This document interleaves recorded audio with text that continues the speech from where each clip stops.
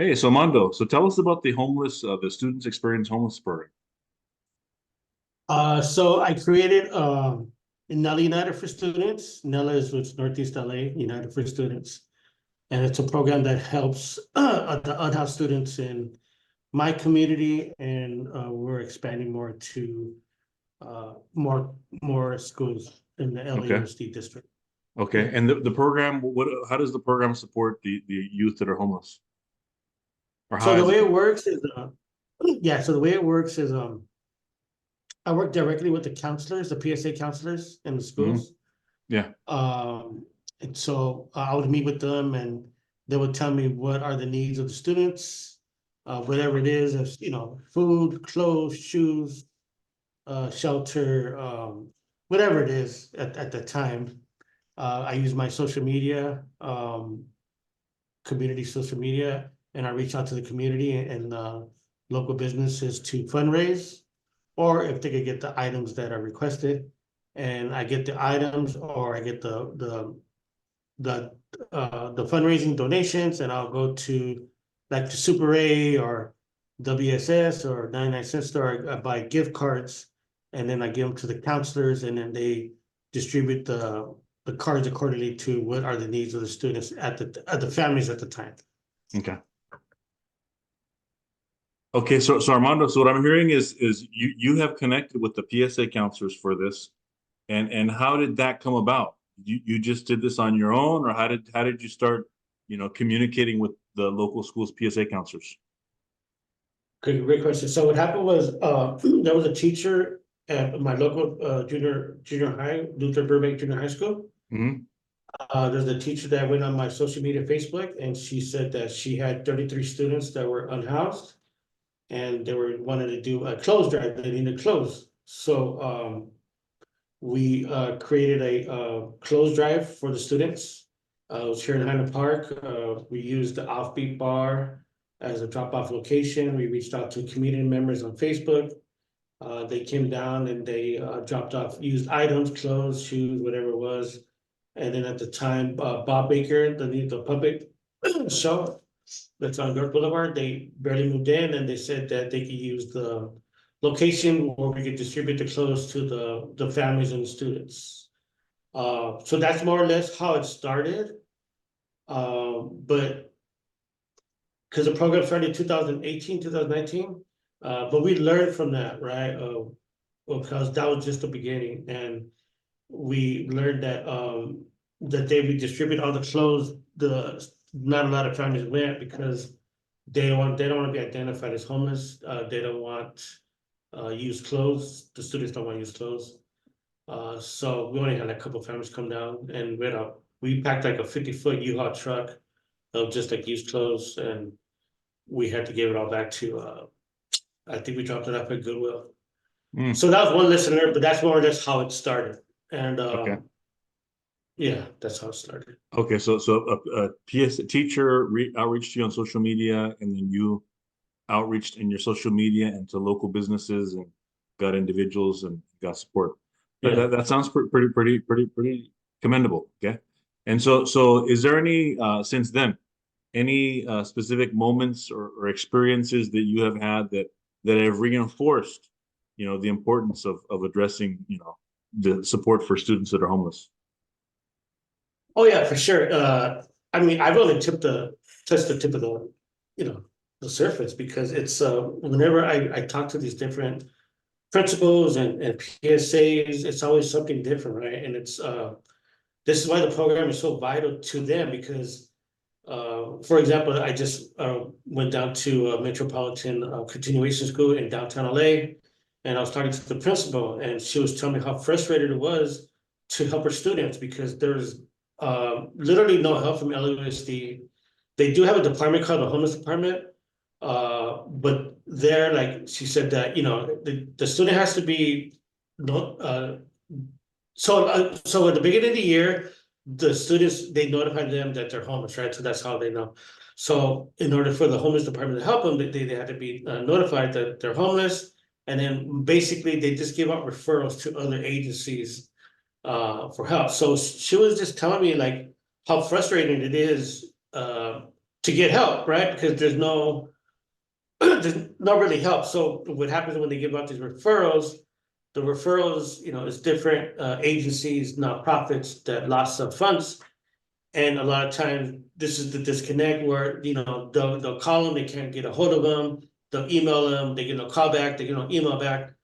So that's where the system's broken, because there's no connection between the students and the families and to actually get help. One of the things they talk about with the city is that, call 201, they'll help, right? 211.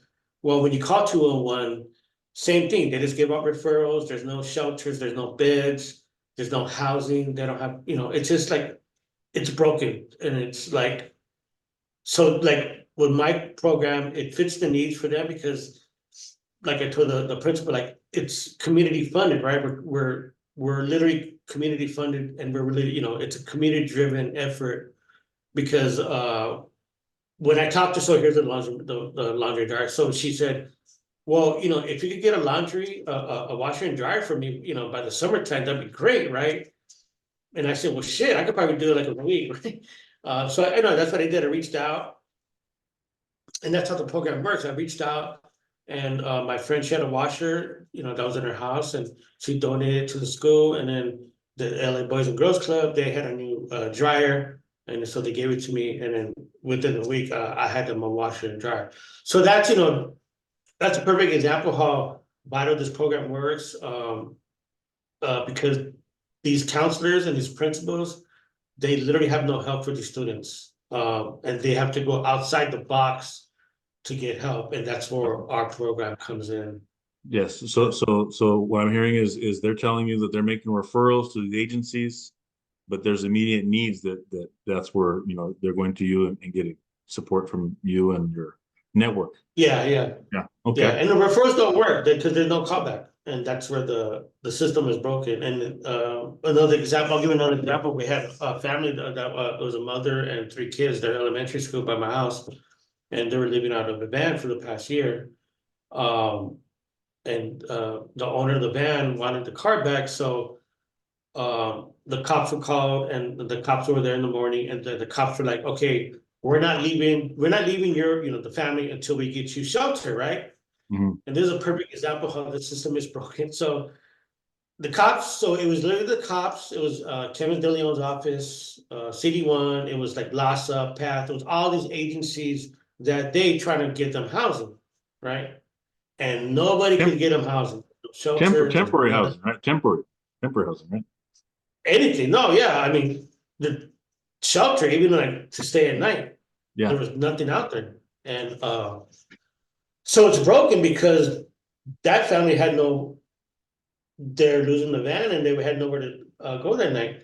Luckily, Kevin's office, Kevin DeLeon, had motel vouchers, and that's rare. Cause that was rare, because they usually run out. So he put him up in a motel until she gets a housing, right? She was already in the system. A PAC was already helping her for the past couple of months. They were trying to get her shelter housing. They couldn't. So luckily, Kevin had a motel voucher. So that's where they're at right now. So yeah, it's just a broken system, and that's why my program is so vital for helping these families. Okay. And then the washer and dryer at the school, I know it's to wash clothes, but that's for the students who are experiencing homelessness to have their clothes washed on a, like weekly. Yes. Okay. So what's happening is a lot of these students they don't have access to laundromats, or they don't have money, right? They're living on the streets, living in motels, so they don't have access to laundromats. So in that particular school, there was a lot of kids that were going to school with their clothes, dirty. Um, and so we were, luckily we got the washer and dryer. Maybe like a couple of days later, there's another school, a couple of blocks down, a junior high. They're like, hey, we heard you got a washer and dryer for the school. She was a PSA counselor. She was like, I literally wash all my students' clothes. And she was like, I literally have my trunk full of clothes and I gotta wash. And I'm like, wow, and this is just 2 schools, right? I'm not talking about the whole district. Mhm. So I told her, you know what, I'm gonna call the principal at Metropolitan. And she said that you could drop off the clothes, they'll wash them for you, and then you could give it to the students. So now, like, the program, because we work with all different agencies and programs, right? So it was a good thing because we were able to work with the schools, the two different schools, and the laundry, washing and dryer to wash the students' clothes. Yeah. Okay, okay. No, it sounds like some good work. Now, there's a lot of I guess funding that supposedly is going towards addressing homelessness. And so you've shared how you worked with the schools, and as far as your work, has your work interconnected with the other agencies that are charged with or employed to address homelessness? Yeah, yeah. So there's a lot of funding out there. LASA controls all the funding and they distribute all the funding to the different agencies, the nonprofits. This funding is basically focused on the homeless on the streets, right? Hmm. So let's say there's an encampment, and so there'll be like a team, either be PATH or different organizations. They'll go out to the encampment and go, hey, do you guys need housing or interim housing, a shelter, and they'll get them into an interim shelter or whatever it is, and then they'll help those individuals. They'll get a case manager, and eventually, well, supposedly they're supposed to get them permanent housing, right? So that's more or less how it works. So the funding is basically for individuals. So a lot of these, when they call permanent housing, these units, they're for actual individuals. There's not a lot of housing for families, with the kids. Um, I'm with the Roy Ball Foundation right now, so I'm trying to get some of that funding, but it's kind of difficult because you got to know people. So, especially with the nonprofit, Hmm. and because I've done temporary work with PATH, with the RPSS program where they find permanent housing for these individuals. I've worked with Salvation Army or the case manager. So I'm in there learning what's going on, how the funding is spending, how to get these people housing, right? And I can tell you right now, like it's like within 5 years, all that funding is gonna be gone and everybody's gonna be back on the street because like there's no real plan, right? Because their plan right now is housing first. So they get these individuals off the streets, you know, obviously they need, rehab or they need mental help. And a lot of these individuals, they deny the help. I've been out there, so I see it, right? Like they don't want the help, Hmm. but they give these people housing. And that's where more or less where there's another issue promise, goes into effect because uh you can't just put people that are used to being homeless into a unit to be housed because they're just not.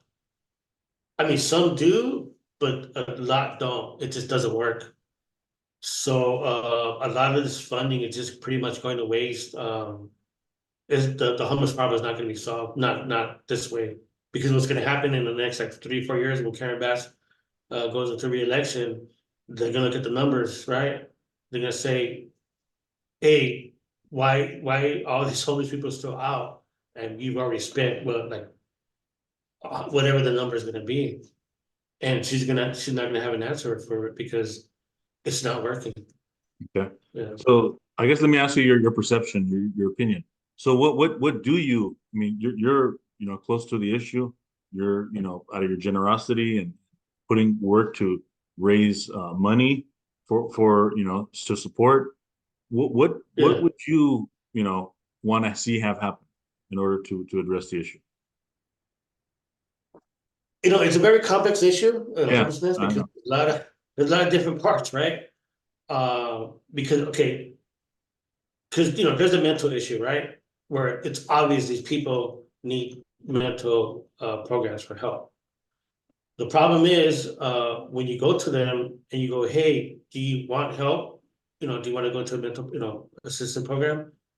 And they got no idea what you're talking about, and they say no, right? So, and then that's it. Like, okay, sorry to bother you, and they're still out there, right? Rehab people with substance abuse, right? Same thing. You go over there, hey, we could put you in rehab, or whatever, and they'll say no. And people were like, okay, sorry to bother you, they can't do nothing about it. That's a big issue, right? Um, Then you got people who are, down and out, lost their job, whatever. They're the ones that go to the program and they do work it and they do get housing. And then you got families, right, that I'm more or less working with, and there's no housing for them. There's no units for them. It's basically all individuals. I mean, for me, what I would do is like you had to reshape the whole, like it can't be housing first, right? It just can't because it's not working. You have to spend his money wisely and you have to show the numbers because in the next couple, because I think there's another proposition coming up for like raising money for homelessness. But like these voters are not going to vote for these propositions if you don't see the results, right? And I can tell you right now, a lot of people like they're like done with the homeless problem. Like they're just done. Like, they're like, especially CD 14, CD 1, they're just done, right? So you gotta have somebody who is very forceful on this issue, right? You gotta be very forceful. I mean, I know it's gonna be controversial, but like if you want the problem to be solved, you really gotta say, hey, look it, if you want housing, if you want help, we need to put you in this program, right? We have to put you in this program if you want help. And that's the only way you're gonna solve the solution. I know people are like, oh, you're a fucking dick, whatever, but I'm telling you, like, this is like, it's a problem the way that's doing it right now. It's a waste of money, waste of funding, waste of taxpayer money. And they're not gonna change, but yeah, I mean, in the next 4 or 5 years, all this funding is gonna be gone and everybody's gonna be back on the street. Okay. Okay. Thank you for sharing that. Now, what's your perception as far as homeless families that have children that are homeless? What, I mean, you mentioned staying in a van. If there's no, Yeah. beds in shelters provided for families, then what do they do? I mean, what's your Oh, so yeah, well, we gotta build like more units for families. We gotta get, so what's happening here with the LASA is, they're going around all of LA County talking to apartment buildings and owners, and they're making a deal, a lease, a master lease, and they'll rent the unit. So what we need for these families is actually family, 2 bedrooms, right? 3 bedrooms. And get more vouchers for them. I think to put families priority right now is key and not individuals. Because there's not a lot of help for families. I think the funding should be shifted to prioritize kids and families before individuals. Because right now there is absolutely no help for families. And LAUSD, they say it all the time. It's pretty sad. So yeah, I mean the families are struggling. I mean, like Latinos, we know how to work it, right? We know how to survive, right? So a lot of them are living with their tias, whatever, or in the car, or they make it work, especially with families, right? They make it work. But what we need is we need LASA to talk to these landlords and get more 2 units and 3 units available, get more vouchers out there because there's not a lot more vouchers that pay for the units. Mhm. We need to get more money to there. Um, yeah, it's just the money is spent very, very wrong. It's just Mhm. it's really bad. Okay, okay. So vouchers to support families to get more permanent is what you advocate. Now your program, you get pledges from people to give on a monthly basis, right? I try, yeah. I try, yeah. I put it out Right, there. right. And how's Yeah. that work been working out? Or how's that? I mean, it's a little, I get, yeah, you donate $30, someone will donate 50, whatever it is. And what I do is I'll just buy like gift, I buy food cards from like Super A, mostly Super A, Mhm. because there they have hot foods and then they have, the people have access, like the dash goes in front of it. So a lot of times I'll just get that money and I'll buy food cards and I'll just give them away to like Burbank Junior High School, whoever needs it. Like a school they were doing a carne asada, so I had some gift cards and I'll just give it to them. So that's basically what the money goes to, Uh-huh. is food cards. So yeah, So that's pretty it's kind much of like it. directly to food to families who have kids that have or that are living, not unhoused. Yeah, yeah, yeah, Okay, okay. yeah, And and it works like that. Huh? I didn't hear. I interrupted you. Did you finish? Oh no, yeah, that's how it works. Is that's how we get behind the red tape because it's Okay. difficult working with LAUSD, right? But Okay. like the counselors are they're so desperate and the principals are so desperate uh that they're like, I don't know, fuck it, like we need to go outside the box. And the system that we created, it works because we get the funding, we'll buy the food cards, we give them to the counselors, and then they distribute them accordingly. So that's how that program is. Okay, cool. And then how do you do this through your social media, right? That's how you find out. Yes. And so how can people find you if someone has resources and wants to, support direct food for people that have kids that are homeless? What can they do to, reach you? Just go to my website, NELA United for Students. You can see all the work that was done with there. You can donate to. You can email me too. We could talk, collaborate. I collaborate with a lot of different businesses around Highland Park.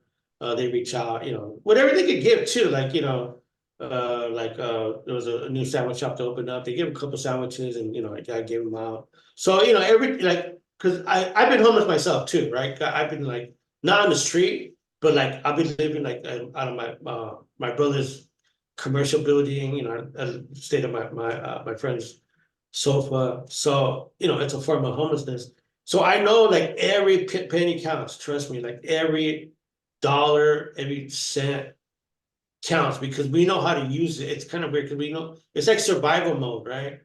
And like anything, like I don't care like what it is. You can donate whatever it is. I'll find a way to, because there's always a need out there. There's always something somebody needs because every family is different. Every family's needs are different. So anything they could give, anything they could collaborate, we could work together, because also I work with over like 200 schools now. So I work with the East Region, LAUSD. So I know the chair there. So it's kind of overwhelming a lot because I don't have the funding or the resources, but I still try, right? That's a lot of. I didn't know it was that many. 200 schools? Yeah. So the East Region, I work with the chair there, with both of the chairs. It's Maribel and Raquel, and they're in charge of 200 schools of the East Region. So they visit the schools all the time, and then if they have something, then they'll reach out to me like, hey, Mondo, this this counselor needs this, can you help, right? And then I'll try my best to help, whatever it is. A lot of times it's housing too. So that's the difficult part. But we try, we do our best. Every scenario is different. Yeah, so Okay. And so you work directly with the PSA counselors, some of the principals, and what do they say? What's their feedback to you in terms of frustration. frustration? Absolute frustration. Okay. Yeah, with the system. Yeah. The frustration with the system, both LAUSD and LASA, because when they go out and they reach for help, it's going around in circles. And in terms of the support you're offering them, I mean, are they appreciative? Oh yeah, they love it. Yeah, no, yeah. I mean, because especially with the washer and dryer, I was kind of surprised I got that fast too. But yeah, I mean, yeah, they're sure like happy as hell, because it's and then there was another family that we worked in Lincoln Heights. It was an undocumented family, and they found housing, but they had no furniture, right? So we reached out to community. They needed a refrigerator, a couch, a bed, and I forget something else. So we put it out there, and we got all the items. We got a new refrigerator, we got a bed, we got a sofa, and we got that within like 2 weeks. Okay. Yeah, and it was great. Yeah, they love it because it's a resource that they don't have access to. But yeah. Okay. And I always tell them, I go, listen, you guys can do the same thing. Just reach out to community, your surrounding communities, surrounding small businesses. Reach out, tell them what's going on, and they can help. Okay, so the public can support you by giving direct money, which goes to pay for food, right, for homeless families. And so you're mentioning they can support by if they have items, furniture items, or things anything. Anything. Okay. Yeah. Except for used clothes. Okay, Except for used clothes. Except for used clothes? Yeah. Well, okay, because it's tricky, right? Because some students don't want used clothes, and some students want used clothes. So, and a lot of times when we do that, give us your used clothes. Everybody's going in the closet and they're dumping everything, right? So, like, I got to be very cautious of that because we do have a place where we can store the clothes, but we don't want too much because people are because when we did that clothes that, don't get clothes that are, dirty and, it's just, people, I don't know, but and yeah, anything helps, anything, like, or, you want to work together or whatever it is, because I know I do have a lot of families that need help, and it's always something different. Okay. Okay, cool. And then you, what was I gonna ask? So yeah, so with the funding that's support homelessness that's coming from the state and from the city, you don't get any of that, right? Or do you? Do you get I support? wish I did. I wish I did. And uh, I'm trying to get it, right? I'm still learning. How to get that money. But I'm gonna get it. I'm gonna get that money, and and so my purpose of this program in the next 5 years is to get it sustainable, where it's one of those big programs like PATH, right? Because it is a vital program. Like it is needed. It's a very needed program. And hopefully in the next 5 years, I can get that funding where it's sustainable, and all these students and families could get help whenever they need, right? And I don't have to reach out to the community. Uh, but right now it's working, as much as it, but yeah, the goal is to get that that federal money, to get this program sustainable, and I could just, for the rest of my life, just do that. Okay, good. And so what's your final message for those, who are unaware of the extent of Mm. homelessness among youth and would like are considering supporting something like this? What's the final message you want to give to those out there? Oh, yes, it's a crisis right now in LAUSD. LAUSD doesn't want nobody to know about this. The number that I got from last time was over 12,000 students have reported that they're homeless.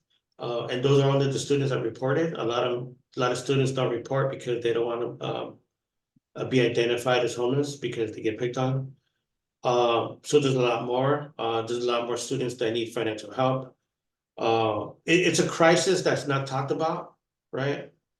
Because people talk about the people on the street because they see it, but there's a whole different world where there's students and families, and it needs to be talked about. It needs to be out there because people don't know.